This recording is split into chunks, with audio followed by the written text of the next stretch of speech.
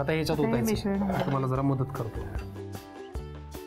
एक मिनिट, हे आता थापून घ्यायचं आहे आपल्याला चौकोनी. जरा गरम आहे सावकाश. हा 1 इंचाचा थर झाला पाहिजे. बरं. मग थंड झाल्यावर या कापून शॅलो फ्राय करायचे हा मसाला लावून. मग आपण एक काम करूयात, हे जरा गार करून घेऊन त्याच्या वड्या पाडूयात आणि मग वळूयात पुढच्या कृतीकडे. कोथिंबीर काजू वड्या ज्या आपण थापून घेतल्या होत्या त्या आपण आता अशा सेट करून घेतलेल्या आहेत. पुढे काय करायचं? आता आपण हे शॅलो फ्राय करायचं हा मसाला लावून. मसाला लावून आणि मग ब्रेड क्रम्स. जनरली चौकोनी करतात वड्या, पण जरा वेगळं काहीतरी म्हणून मुद्दाम त्रिकोणी केलेलं आहे. बरोबर.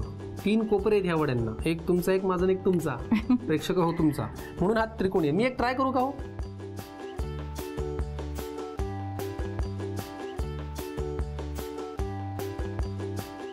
कोथिंबीर काजू वड्या आपल्याला ह्याला दोन्ही बाजूनी परतून घ्यायला लागेल ना?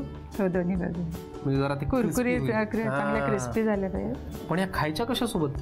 त्या पुदिनाची चटणी किंवा कोथिंबीरी चटणी किंवा केचप पण चालेल, छान लागतात. टोमॅटो सॉस बरोबर. पण पुदिन्याची चटणी मी जरा जास्ती प्रेफर करतो, मला फार आवडतो पुदिना. ह्याला आपण दोन्ही बाजूनी छान परतून घेऊयात, मग तयार होतील खमंग अशा कोथिंबीर काजू वड्या. तुम्हाला करायच्या असतील, खायच्या असतील तर पटकन घेऊन घ्या साहित्य आणि कृती.